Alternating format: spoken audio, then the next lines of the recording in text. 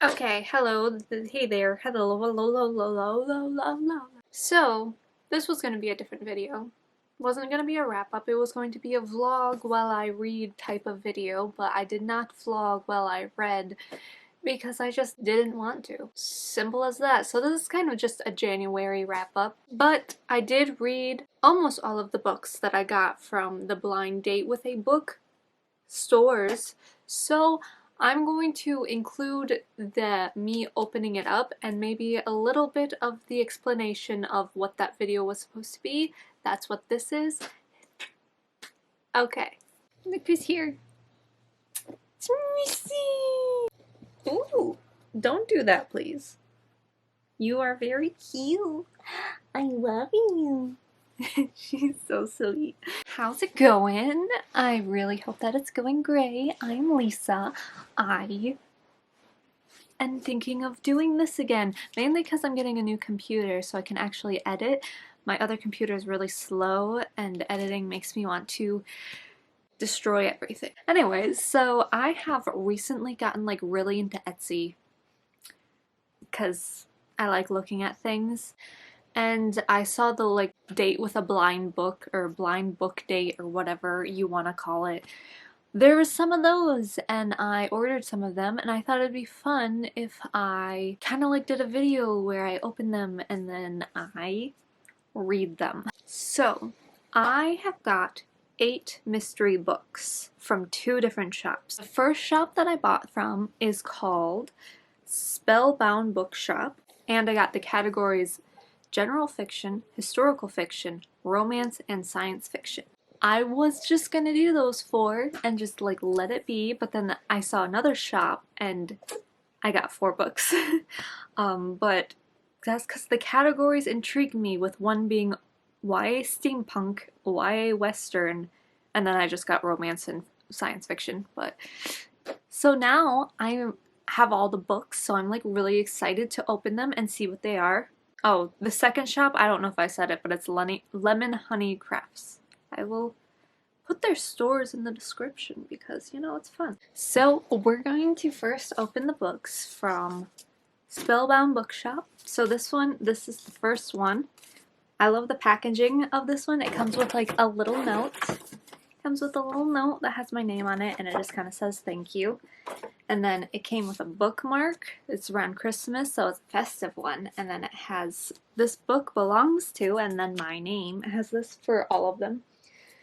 And then this is Blind Date with Romance. So it's man meets girl of his dreams. She falls in love with someone else. Years later, they reconnect. Let's find out what book this is. Oh, it's Dear John. I've never read this.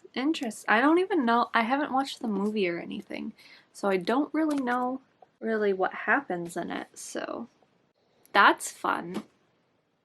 Wasn't what I was expecting. I don't know what I was expecting. This next one is historical fiction. This is the bookmark.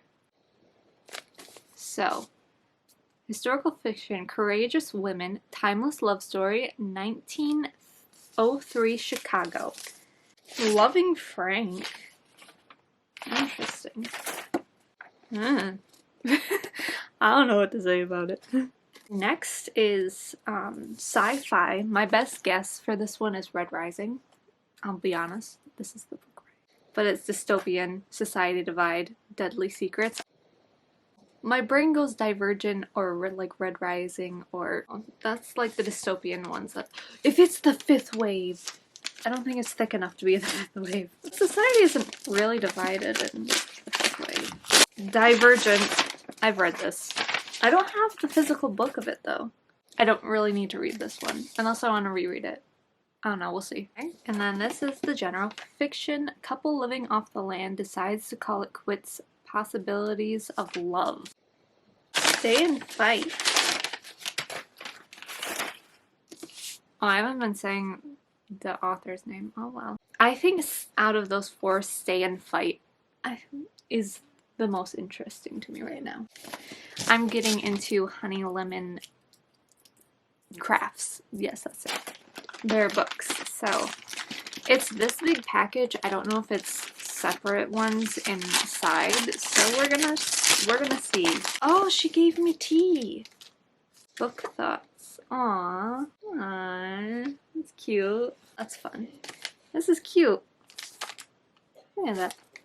So this one is romance. There's nothing telling me what might be inside of it, so we're going in blind. Unbreak Me. She didn't trust any man until him. Michelle Hazen. We're gonna do sci-fi. This does not feel like it's Divergent, so not that I'm upset. I just think it's funny. Okay, so this is the science fiction one. Isn't it pretty? I don't think I really showed the other one. No, I don't. Satellite. Nick Lake. He's going to a place he's never been before. Home. Okay, so now the two categories that had me very intrigued to the fact that I had to buy 4 more books. First one is steampunk. YA steampunk. Let's discover this together.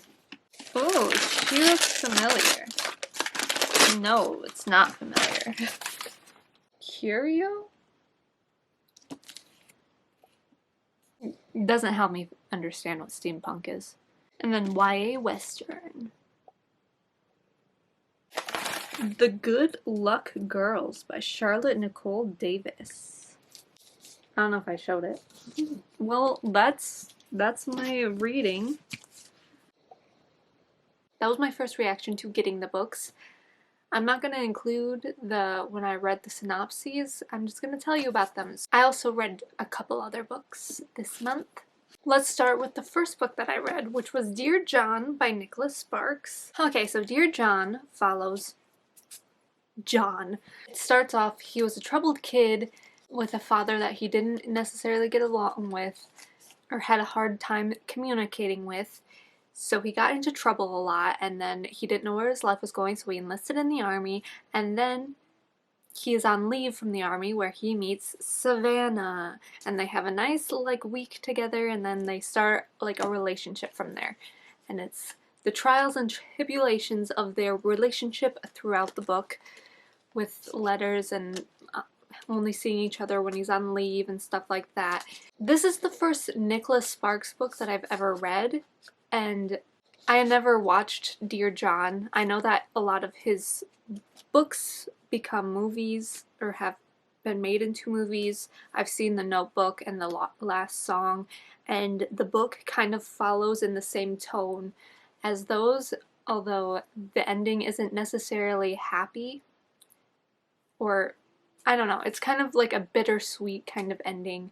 I can see why so many of his books have been turned into movies, because having read this book, it just feels like it could have been a movie. It does the whole kind of just explains what's going on through a period of time with an occasional scene or two thrown in there.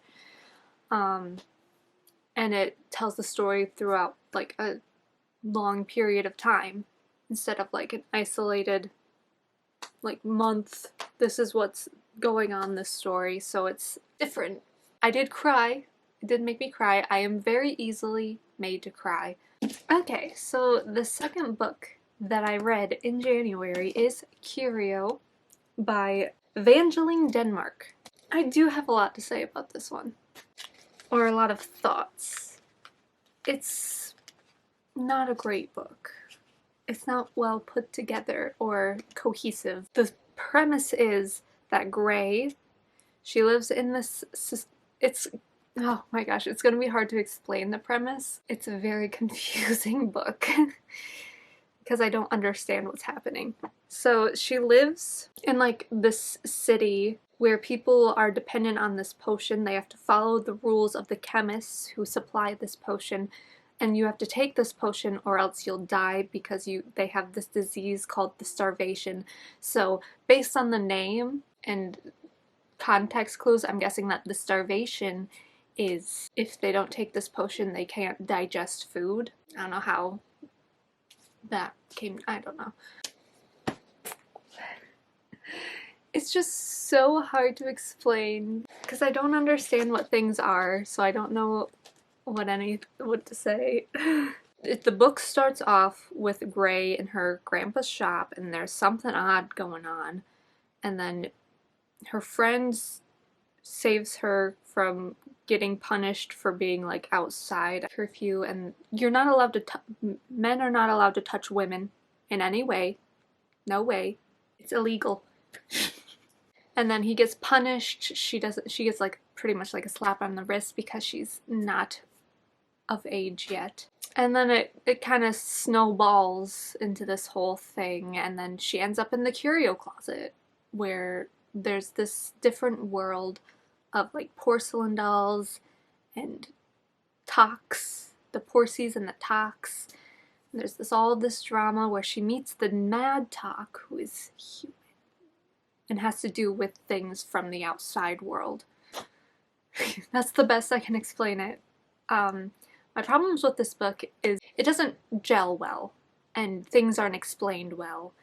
It doesn't make that much sense. My best way to explain this book that I've kind of come up with is that there's 4 jigsaw puzzles that you have. You took a handful of each one and decided that you're going to make the puzzle out of those pieces.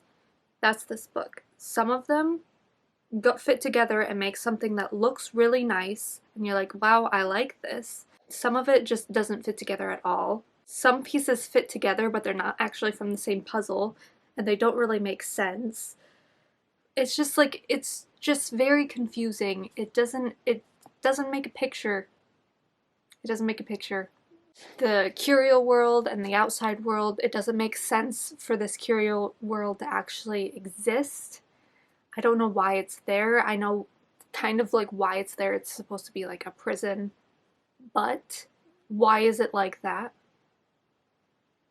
What does it have to do with anything else?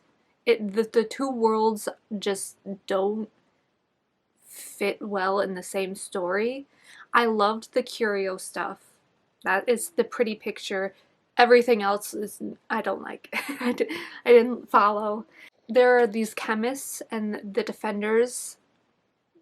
I don't understand what either one really, what their powers are or what they're doing, why they have this conflict. There's like this explanation of this past like plague and the cure to it that the defenders made, and then the Curios made their own potion with the blood of the defenders, and that's why they have this rivalry or something. I don't understand what that was about, and I don't know. The main character doesn't even know what a defender is, really. She never learns what their powers are. She has like this past, like there's this kind of like thought of like what happened to the defenders and stuff. I don't know what that really was. It was that they take the punishment of the people. That's all I knew about what she thought that the defenders did. I don't know what the defenders actually did, because they never explained, but I know it's not what she thought it was, even though I barely know what she thought it was, but it's not that. So I don't know what the defenders did. I don't recommend reading it. That's why I told you so much about, I guess, it, but it also, I think you need to have some idea of what you might be getting into. I didn't tell what happens in the book anyways, so. But yeah, it just, I don't understand it. I don't understand the world. It's a shame. There is a prologue to it, which I think follows the creation of like the defenders and the Curio people and the start. Doesn't have good reviews. I think that it might just be as confusing, but it also, a lot of the reviews are complaining about it being published under a Christian fiction publisher. So, but I have no plans on reading that because I just want nothing to do with this world anymore. Oh yeah, Whit's her friend. He has a big part of the book, but I don't care. The 3rd book that I read this month of January is Satellite by Nick Lake. So Satellite follows mainly Leo, who was born in space along with the twins of Orion and Libra. They all have constellation names. Ha ha ha ha. It points that out in the book. But they were born in space. They could never be taken down to Earth because it was dangerous for their bodies. They weren't strong enough, so they had them grow up within the space station.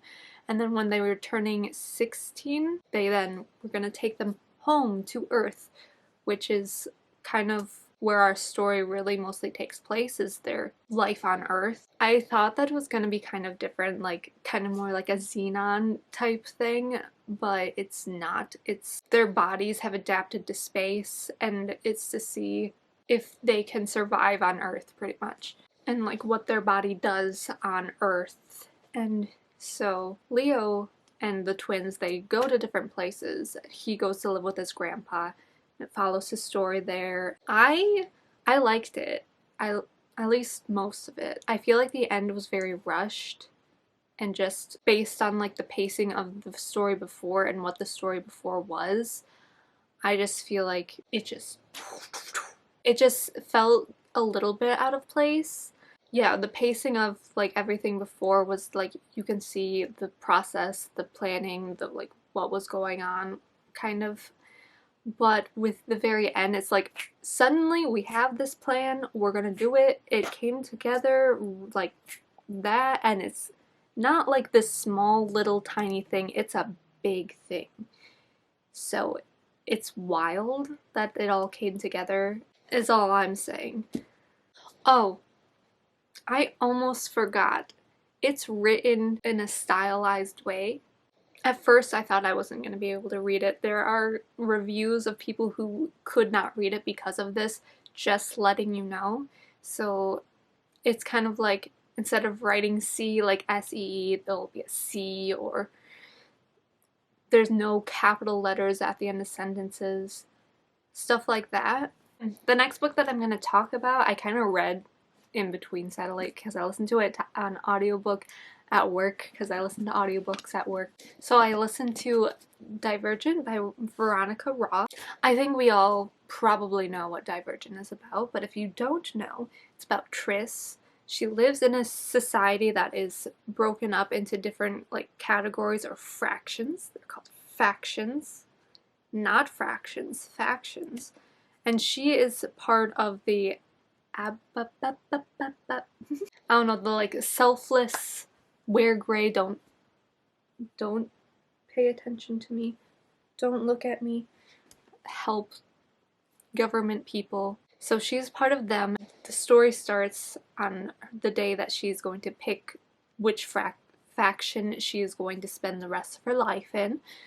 So there's a test, and it tells you which one you are most suited for, and you can pick a faction outside of what it says that you can take, but that is the one that you're suited for and the one that you are most likely going to pick, or people expect you to pick. So you don't always get the faction that you grew up from. She, funny enough, gets 3 because she is divergent, which is odd. Yeah, and it's dangerous to be divergent in her society. So the test person hides it, and it's just like blah blah blah. And so Triss has this inner conflict of which place she should choose. Should she be Dauntless, which is the danger like soldier group, like the protectors? They are not afraid, they are fearless. Or if she should stay with the place that she grew up from, which is selfless. So she ends up picking Dauntless, and she goes there, and it's so much more dangerous, especially a divergent person. And it just follows her training and all of that. Having read it again, I didn't like love it as much as the first time. I don't know if it's because I knew what was going to happen in the book, if I know what happens in future books, or what, or if it was just the fact that I was listening to it rather than reading it. I didn't love it as much as I once did. I still think that it's a good book. So this book, I'm going to include this even though I DNF'd it, but it was part of the blind book thing. So I will talk about it. I didn't DNF it because it's necessarily bad, it's just, I'll talk about it in a second. But it is Loving Frank by Nancy Horan. So this book follows Marin. She has a name that I'm not. Mama. I can't. It's Mamah. I listened to the audiobook and I can't say her name. because I don't remember how it said it. But yeah, so she is married, she has kids. Her husband wanted to build a new house, so they got like the coolest, like top-notch architect, which is Frank.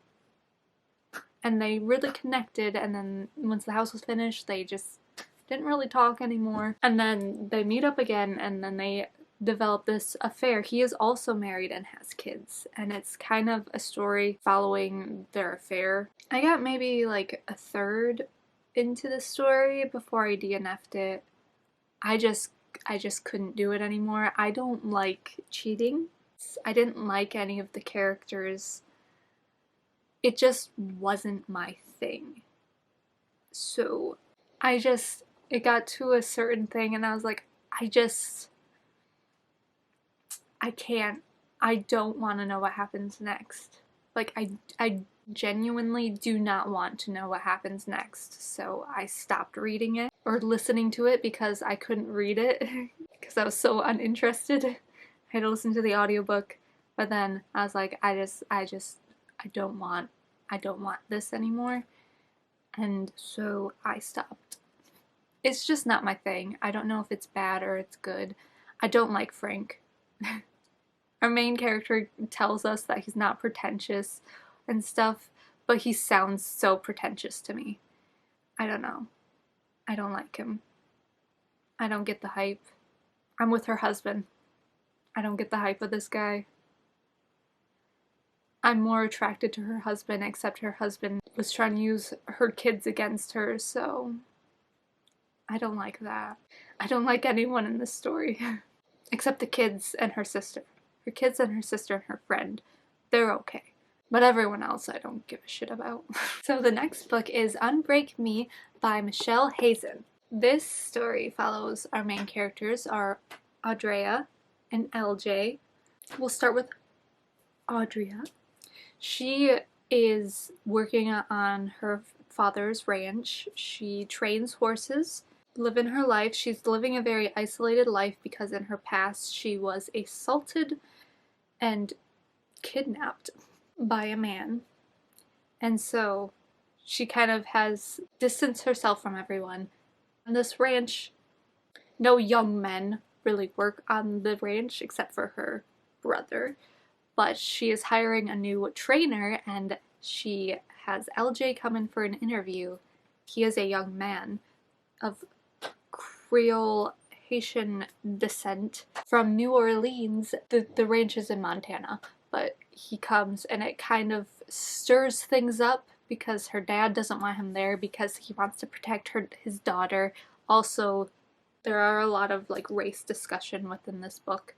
LJ, it's his dream to be a trainer and to be able to train horses the way that he wants, as opposed to back in New Orleans, his job, he had to follow whatever his uncle said to do with like the colts and all of that. So he is really ready for this opportunity, and when he gets there he kind of notices that Andrea is kind of like isolated and by herself, so he wants to kind of bridge that gap and he brings her a cake. And then notices in her kitchen that she has nothing to eat except frozen dinners, and he's like, unacceptable, and he starts to teach her how to cook. And their relationships kind of starts to blossom from there, and they deal with kind of LJ's history from Katrina and the struggles that he faces. Adria starts to learn how to trust and open up more and be more present within her life. This book actually took me a while to read. It has nothing to do with whether it was good or not. I don't know why it really took me a while to read. I just know it. I was like, this is taking me way longer, but I really liked it. I liked watching their journey together and them learning from each other and watching her overcome what had happened to her and how he could kind of relate with what he experienced with Katrina, and kind of just healing and growing together and trying to figure out how you're gonna live a life from two different worlds, bring them together, kind of thing. Okay, the next book that I'm going to talk about is Stay and Fight by Madeline Fitch. There are 3 main women and 1 boy whose perspective that you get this story through. First woman that you are introduced to is Helen. She kind of is just going with the flow with life, and her boyfriend wants to go live in the rural, oh my god, land, buy some land to live off of it, simple life. So she's like, okay. She uses the money that she got from her uncle when he died to buy like a down payment on this land, and they start to live on this land until her boyfriend decides, nah, I don't want to live here, and he leaves. He had like made money to pay off the rest of the land, and then he just bye. And she's like, well, now I'm here stuck with this land. I don't know what to do. She just kind of hangs out. She decides that she's going to stay. Cut to the other women who are in a couple. It's Karen and Lily. At the beginning of the story, Lily is pregnant with their child. They live on land for only women. When they have their baby is a male. So when he turns 5, they would have to move. And Helen is like, hey, come live on my land. We'll build a house and we'll live together. And they're like, okay. And so that's what this story is about, is kind of them living off the land, building this house, their relationships with each other. Pearly, who is their son, how he kind of grows up. He's 7, I believe, through a majority of this book. And then a lot of this book takes place with Pearly having lived kind of this isolated life on this land with these 3 women. And Rudy, while you don't get his perspective, he is a big part of this book. Pearly's story is kind of, he wants to fit in with other kids and have friends, so he wants to go to school. Well, there's issues there because the rest of the world doesn't live how they live. They are very live off the land, don't have a real toilet, snakes all over the house, stuff like that. And so there's a lot of disconnect on how the world really is in the more like society place and what Pearly thinks is normal. And so it causes conflicts with like the system and them. I liked the book, like I liked the story overall. I like following them. It's a little difficult to read. It's not the funnest, I guess, to read. There's also, it's kind of stylized writing. It's like a whole conversation will be like in a paragraph, and I'll be like, blah blah blah, I said, blah blah blah blah, he said, you know, and you can't always tell when a person, because it doesn't have like the quotation marks, so you don't always know if this is something that someone's actually saying or not, and it's, you have to kind of like work through that kind of stuff while reading it. So that was a little bit difficult for me because it's not something that I'm used to, and sometimes I would struggle, especially during Pearly's parts. I think that was to kind of show how he doesn't tell things how we're used to, or he doesn't have the same ability with writing. I don't know. Or to kind of show that he's not in the same like confines that we are. I feel like it kind of shows that a little bit. So I see it as kind of more intentional in that way, because he is, out of all of them, he is the least familiar with how the rest of the world actually works, because he's so young and he didn't grow up in kind of the society. He was very isolated from everyone else. I also think that the dynamic between the women, because they fight a lot, and they have a lot of disagreements, but they do all love each other. And I think there's this part where someone was talking bad about Helen to Karen. Now, Helen and Karen get along the least among the 3 women, and Karen was getting really mad that this person was saying these things about Helen, and she's like, they're all true, but like, he's not supposed to talk about her that way. Like, she's my family, not your family. You don't get to say that about her. I guess liked is not the best word to say how I felt about their dynamic. I found it interesting. I just wanted them all to be friends and happy and like get along, because that's just how I am. I don't like conflict. Anyways, yeah, I enjoyed the book. This isn't the last book I read in January, but this is the last blind date with a book that I read. And that is The Good Luck Girls by Charlotte Nicole Davis. So The Good Luck Girls, within this society, There are the fair bloods who have their shadows and the dust bloods that do not have their shadows. They are descendants of criminals who got sent to the scab where they live because they had broken the law from the empire, but the empire has fallen, and so now this is a new like nation where the fair bloods who have their shadows rule, and the dust bloods who do not have shadows and are descendants of these criminals that got sent there are like the underclass, the scum, the like just pushed to the side, forced to do this stuff to pay off their debt because of what their ancestors did, and then make it so that they can never actually get out of that debt kind of thing. So they don't live well, they have a hard time feeding their families, they're starving, they're not having a good time. So sometimes when these families are just, they can't keep up, they think that it's better to sell their daughters to be a good luck girl, which is basically they're forced to be prostitutes pretty much. And they get a favor on their neck that they cannot cover up or else it starts to burn and it becomes bright and they will be exposed as a good luck girl, so they can't escape. There are these ravers that will just, they don't physically harm them, but they can get into their mind and make them like so scared and stuff that they feel like they're being to control these girls to do what they want. And then the society expects these girls to be grateful for the lives that they live because they get to be fed and comfortable, but they have to do these things that they don't want to do. Anyways, so our story is, we follow the perspective of Esther, who it's her younger sister Clementine's lucky night, so it's her first night of being a good luck girl. And so Clementine, during her first time, she kind of freaks out. She didn't take the sweet tinsel, which kind of dulls their mind so that they can't fight back or anything. And so she doesn't fight back and she kills the brag, or the guy that she's supposed to be. And he was an important person. And so Esther sees this, she's like, there's nothing we can do but try to run away. And so Clementine, Esther, and then Tansy, Violet, and Mallow, they escape and they try to get to a lady who will get rid of their favor so that they can live their life. I think that this book was well done. I understood the world where we were.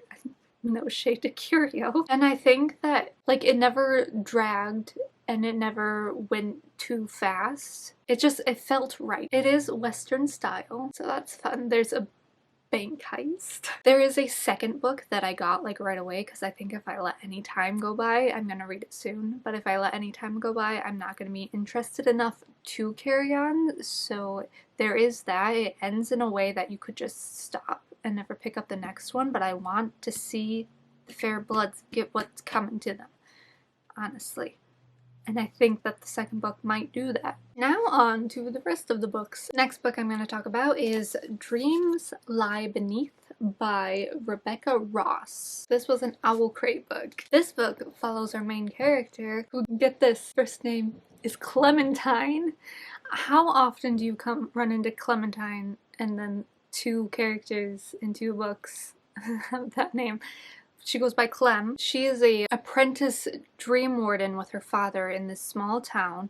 So what those are is there is a curse on the land that was brought on when a duke was betrayed by this court of people who now they're called wraiths, killed him, and so he put on a curse on them that they could never dream and that they will never die. And then the rest of the world, whenever someone has a nightmare on a full moon, someone's nightmare from that like community will wreak havoc on the town. So they kind of like bar things up and they have dream wardens who fight the nightmare to like dismantle it so that it doesn't hurt anyone and all that stuff. So Clem is an apprentice to her father who is a dream warden. These two magicians come to challenge them for the wardenship. The two magicians win and Clem and her father are displaced and they have to go somewhere else. And so when Clem is given the opportunity to kind of form a plan of revenge against these magicians and their family, she takes it, and that's kind of how the story goes. Wraiths wraiths to think about, the troll, dreams, the duchy, all this stuff. I actually really liked this book. It's a standalone fantasy, and sometimes with like standalone fantasies I feel like it wasn't completely fulfilling for me, but this one I feel like it did. I liked the characters, I liked their relationships, I liked the journey that they went on. I thought that the dreams were really cool, like the nightmares, how they kind of formed. The mystery about like the wraiths, who they are. It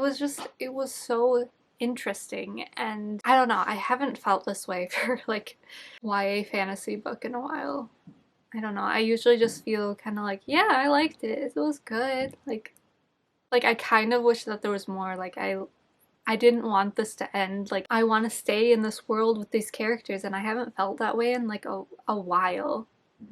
So I gave it 5 stars. It might not be 5 stars for like another person, or they might not like it as much as I did, but I don't know. It was the right book for me. The last novel that I read, see how I said novel? Means that there's something coming after this.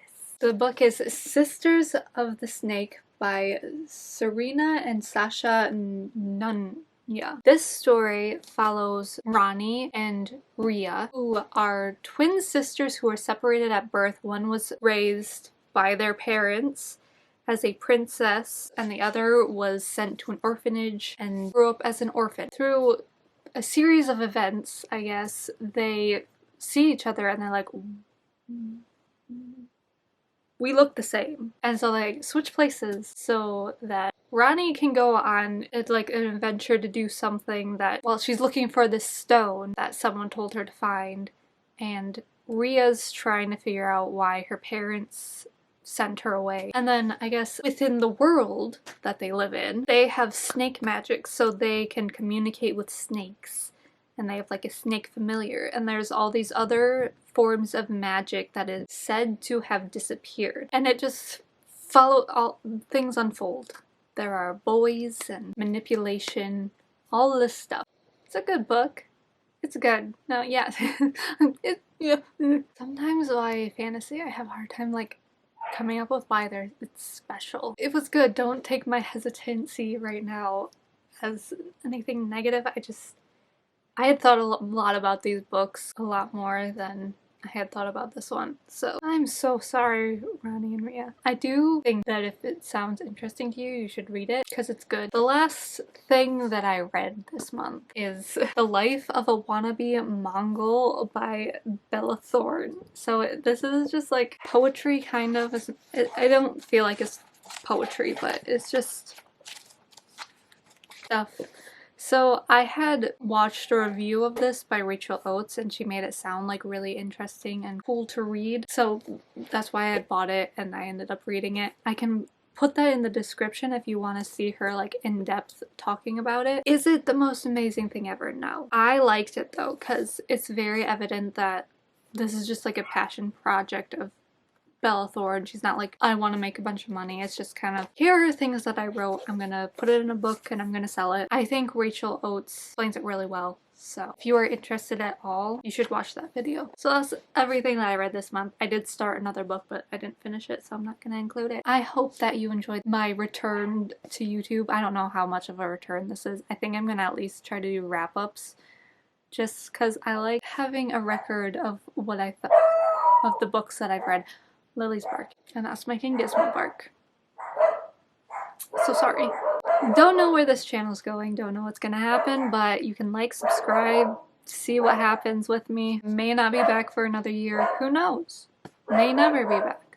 Might be back soon. Hoo, hoo, hoo. On another note, I forgot I was gonna say this, on Blind Date with a Book, like Etsy shops, I think that if you are interested in it, you should do it. Like it's fun. Like you might not get a book that you like. You might get, like with me and Loving Frank, but you also could get something that you would have never heard of or thought about and loved it. Anyways, that's the video. Hope you guys enjoyed. See ya maybe next time. You want to see my blanket that I have right here? It has a hood. I'm gonna go read this. Actually, I was watching a video.